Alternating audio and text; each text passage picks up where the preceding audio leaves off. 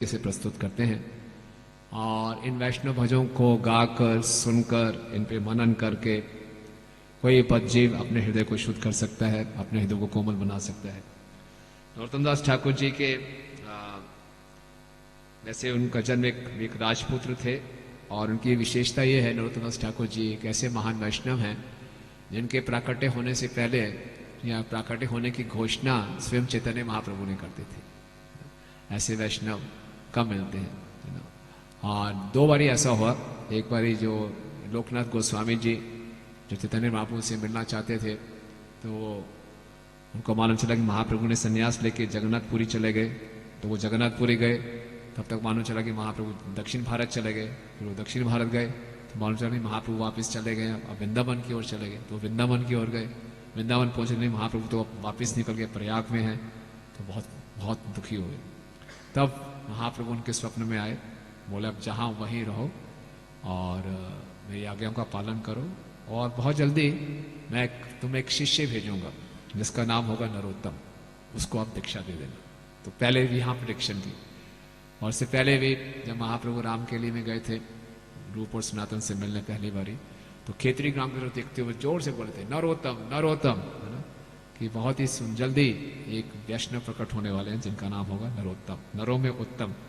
और महाप्रभु ने उनके लिए कृष्ण प्रेम छिपा कर गए थे। पद्मावती एक नदी थी, उसमें कृष्ण प्रेम डाल के गए थे कि कृष्ण प्रेम।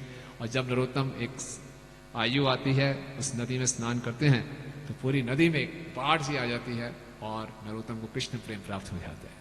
जब नरोत्तम जी कृष्ण स्नान करने जाते हैं तो श्याम वर्ण के आते हैं, श्याम वर्ण के होते हैं, लेकिन स्नान करके बाहर निकलते हैं तो पीत वर्ण के हो जाते हैं और बिल्कुल कृष्ण प्रेम में उन्मत्त हो जाते हैं, जोर से चिल्ला रहे हैं कृष्ण कृष्ण और लौट रहे हैं। घर वाले उनको पहचान नहीं पाते क्या हो गया, वो समझते हैं कि या तो उन्मत्त हो गए हैं, क्या हो गया इनको, लेकिन कोई भी उनको पहचान नहीं पाता और बड़ी कठिनाई से फिर वो घर से निकल जाते हैं, भागते हैं, पीछे उनके सुरक्षा कर्मचारियों को भेजते हैं और किसी न किसी ढंग से वो वृंदावन पहुंचते हैं।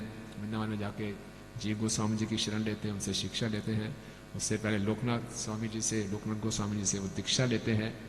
हालांकि उनको कृष्ण प्रेम प्राप्त है, स्वयं महाप्रभु उनके लिए कृष्ण प्रेम छोड़कर गए, फिर भी उन्होंने कैसे गुरु की सेवा करनी चाहिए, कितना आतुर होना चाहिए एक प्रमाणिक गुरु से दीक्षा लेने के लिए, हम सबको सिखाया।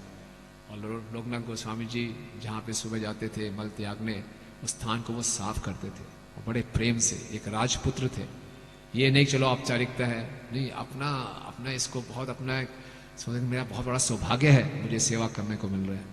और लोकनाथ गोस्वामी रोज आते थे, बोले स्थान इतना साफ कैसे हो सकता है। तो एक बार उन्होंने छिपके देखा तो नरोत्तम बड़े प्रेम से उस स्थान को साफ कर रहे हैं। तो लोकनाथ गोस्वामी जी का हृदय द्रवित हो गया, फिर उनको दीक्षा दी, बोली आप शिक्षा के लिए जीव गोस्वामी जी के पास जाइए। और नरोत्तम दास ठाकुर, श्यामानंद पंडित और श्रीनिवास आचार्य, इन तीनों की पहली बुक डिस्ट्रीब्यूशन पार्टी थी। फिर नरोत्तम दास ठाकुर जी ने खेतुरी में पहला गौर पूर्णिमा फेस्टिवल मनाया जिसमें सभी वैष्णव आए थे और उन वैष्णवों को लीड किया था जानवा माता जी ने। तो बहुत विस्तार में इसका वर्णन है। तो नरोत्तम दास ठाकुर जी की दो रचनाएं विशेष हैं, प्रार्थना और प्रेम भक्ति चंद्रिका। प्रतिदिन सुबह हम जो गुरु पूजा गाते हैं वो प्रार्थना वो पुस्तक से है। और गोरकिशोर दास बाबा जी महाराज कहा करते थे कि अगर आपके पास दो पैसे भी हैं तो ये दो किताबें खरीद लीजिए, प्रार्थना और प्रेम भक्ति चंद्रिका। ये अपने आप में पर्याप्त है आपको भगवत धाम पहुंचाने के लिए। तो इतनी सुंदर उनकी रचनाएं हैं। तो नरोत्तम दास ठाकुर जी के चरणों में हम प्रार्थना करते हैं कि हमारे हृदय में भी गुरु के प्रति ऐसी रति उत्पन्न हो और उनके इतने सुंदर सुंदर भजन हैं उनको हम अच्छे ढंग से समझे और अपने जीवन में उतारने का प्रयास करें। श्री नरोत्तम दास ठाकुर जी की जय।